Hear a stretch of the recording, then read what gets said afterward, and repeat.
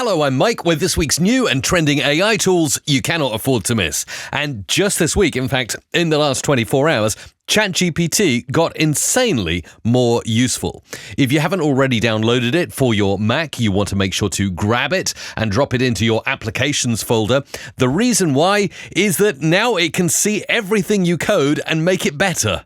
Let me show you what I mean. Now, I'm using Apple's Xcode to make an iOS Tide Times app. By the way, I put a video out about that a couple of weeks ago that you should go and watch if you haven't done so already. It's insane, and it shows you how to use AI only to make your own iOS app. Anyway, I've been messing around and the kind of user interface is not looking the best it could here in the simulator. So I've got the code open here, ready to work with. Now, usually I'd copy and paste this into ChatGPT, or I'd go over into Cursor to get this updated and then come back to Xcode. Well, now all I need to do with the ChatGPT app installed is hit Option and Space, or Alt and Space, and you'll see ChatGPT appears down here at the bottom of my screen. Now, this is a brand new icon here that can see apps I'm working with. So I can click this and look at this. Xcode requires permissions. I just click Enable. And then once I've granted permission, it is now working with Xcode. So I can ask it something. And in plain English, I've just typed in, make my tide graph view look much nicer. Now you'll see it's looked at Xcode. It's suggesting visual improvements here. And here's the final example that it's writing out for me from the start. This will give your graph a polished, professional, and visually engaging look. Let me know if you'd like any further tweaks or explanations, even with a blushing smiley face emoji. That's cool, right? Now, sadly, it doesn't edit my code for me in Xcode, but I'm going to click copy here. And now we'll go ahead and paste that code in, and I'm going to rebuild the app and look at the preview. And now look at this. ChatGPT has made my graph look so much nicer. It's placed those time labels in a really nice position, and it's even giving up and down arrows there with a now by the red dot, which is glowing there. That's pretty cool. Just by using the ChatGPT Desktop App, I have made that alteration with simply a prompt and a copy and paste. Now, I'm feeling like I'm on a roll here, so I'm going to go back in and I'm going to work with Xcode and ask ChatGPT Desktop App, can you make this view nicer too? And it already knows that I'm working with the upcoming Tides view. It's working on making it more visually appealing. It's thinking about it, and now it's writing out the Swift code that, again, I'll just be able to copy and paste into Xcode. Boom, the changes are made. Now it's telling me exactly what it's done. That's really nice. I'm going to scroll back up to all of that code right there in my desktop app. Copy, go over here to Xcode, Command A, Command V, and then rebuild the app, and let's have a look. Wow, okay, this is pretty good. I need a little bit of scrolling, but do you know what? ChatGPT has already made the app look much nicer and much more enticing just with 2 prompts on the desktop app. I can't even begin to describe how powerful this feature is. Before, just 2 weeks ago, I was showing you a stack where you go back and forth between Xcode and Cursor and you use Claude, but now you can just install ChatGPT, connect it to Xcode, and tell it what you want in natural English, and it does it for you. Next up, I'd kind of like to change the color scheme. I'm feeling that bright white and blues and greens, not kind of my style. Let's see what the desktop app can do for me. So again, back in, working with Xcode, and I don't really know what part of my app I need to change to update the styles. So let's ask ChatGPT. So I'm just asking, how would I update my app styles to look nicer? I'm bored of whites, blues, and greens. I'd like something more coastal and darker with gradients. Okay, and again, here's the full code. I can copy and then Command A, Command V, paste, and then let's rebuild the app. Boom, we're into the app, and look at that. Oh, it's loaded up in a much darker mode with a stormy night sea theme view. 3 prompts. Okay, that's great. So ChatGPT Desktop App, fantastic for coding. But what about more menial stuff? I'm going to open up my terminal here on the Mac and make it bigger so you can see what's going on. Now, you'll see I've got a messy desktop with videos, some logos there, maybe a bunch of, there's a PDF document as well. So let's get ChatGPT to clean this all up. First of all, it needs to see some context. So I'm going to connect it to my terminal here. And I'm going to say my desktop is messy. Clean it.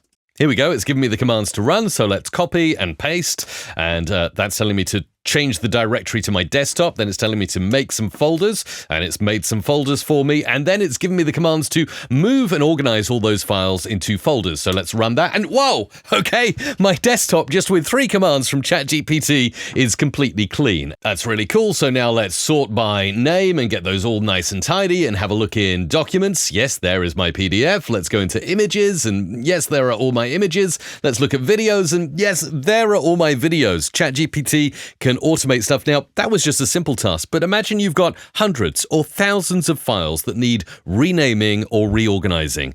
This is how easy it is to do it with the ChatGPT Desktop app. Finally, for now, I wonder if it can make me healthier. I've got my Tesco shopping list up here, and I'm going to ask it to work with my text editor. Once I've enabled that functionality, let's type to ChatGPT, make me healthier. And what has it done? Well, not only has it split everything out into nice, helpful categories, but it's removed crisps, ice cream, and biscuits. Hang on. I may miss those. And look at this. I've got air-popped popcorn, kale chips, seaweed snacks, frozen Greek yogurt, banana nice cream, coconut milk ice cream, and oatmeal cookies with whole grain crackers, dates, and dried figs as well.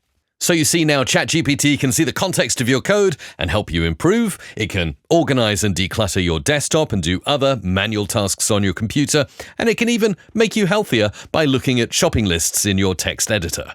ChatGPT on your desktop. I'll link the post below where you can download it and try it for yourself. And if you're enjoying what you see so far, do throw a like and subscribe to my channel as I'm doing updates like this weekly. Next up, and in the interest of fairness, Google actually released a brand new model this week that seems to have done quite well in certain charts. In fact, arguably better than some OpenAI models. It's called Gemini Experimental 1114. Let's go to Xcode, reset my app so it looks exactly like it did before ChatGPT made all those alterations, and we'll see what this new Gemini model from Google can do with Swift code. So I'll start with the tied graph view code, as that's what I did first with ChatGPT. Command A, Command C. Now I'm going to have to copy and paste it to the model. I can't give the model context of what's on my screen like the desktop app, but it's worth trying. And let's say improve this visually. And then put the code in. Okay, it knows it's working with Swift UI, the tied graph view, and it's thinking about what it's doing. And now it's writing out all this code, which I will copy and paste back into Xcode, and we'll see how this Gemini experimental model does. Back into Xcode, paste it in, and we'll rebuild the app to see what Gemini has done with its latest model. Sadly, on the first build, it's given me a bunch of issues, so I think I'm going to have to copy and paste them back to Gemini and see if it can fix this. Sadly, it's being really lazy, and it's given me part of the code and then saying as provided above, so I think I'm going to have to stop this and prompt it again. Give all code to fix this file. Got it. Let's consolidate. Okay, yes, it's writing tied graph view again from the start, hopefully with code that works this time. Okay, it seems to have finished. Let's copy it and let's go ahead and paste all over that code and see if build failed. No, it's not playing the game. It's getting closer. Let's copy these errors over and see if Gemini can fix them with their latest model. So fix this. No, build failed. Build failed. Oh my goodness. So I've just hit Command Z a few times. Maybe I'm open to the fact it may have been my prompting that was the error. So I'm now with the code that worked before. I'm going to go back to this new Gemini experimental model. I'm going to create a new prompt here. And again, here it's saying rest of the time range and height range code remains the same. Give all code, don't leave anything out. Let's try that. Oh, wait, look, it did do something. It is working. It's kind of different. There's a nice little diagonal line now, gradient shading, and yes, the tied graph is in a faded card. It definitely looks slightly different, but I had to do a lot of work just to show you that. I don't think I'm going to try and alter any further aspects of the app using the new Gemini Experimental 1114. I'm sure if it had more context or it could see my full code base, it could do a lot better. But for now, that's where it's at. And it's probably better at other things. Normal AI chats, I'm sure it does exceedingly well, which is why it's ranking well in the charts. If you can tell me what the new Gemini experimental model is really good at, I'd be open to hearing your feedback in the comments down below. And finally, this week, we're going to have some fun making logos with AI, but open source AI using the latest Flux image generation model. This is Logo Creator, and I'll link it up, by the way, down below. And it's made by Together AI, and they are a well-known company in the AI space. Now, you need to create an account to get started, but the best thing about this is it's open source. The code is available on GitHub, and you can actually look at the stack they're using to generate logos, such as the latest Flux Pro 1.1. They're using Next.js and a bunch of other stuff in the background to make this all function for you. So with the knowledge it's all free and open source and worth a try, let's click sign in and we'll continue with my Google account. Okay, once connected, I can choose a company name. So obviously I'm going to put in here Creator Magic, and then I can choose a style. Let's start with flashy to start with. Now we can choose colors, which is really good because I do have a color scheme. Let's go for yellow and a background of black. And then additional information, wizard and magic and stars. Okay, we'll just give that as the additional context and we'll generate our first logo. Whoa. Okay, now notice I had 3 credits, now I'm down to 2. They give you 3 free tries of this model before you need to put in your API key up here from Together AI. You can go over to together.ai to go and get that API key and you can keep on generating. So that's not too bad. If I like that and I want to use it, I can download it and that is my first logo. Let's try again. Let's go for modern and let's remove the additional info just to see what it comes up with my company name of Creator Magic. Yeah.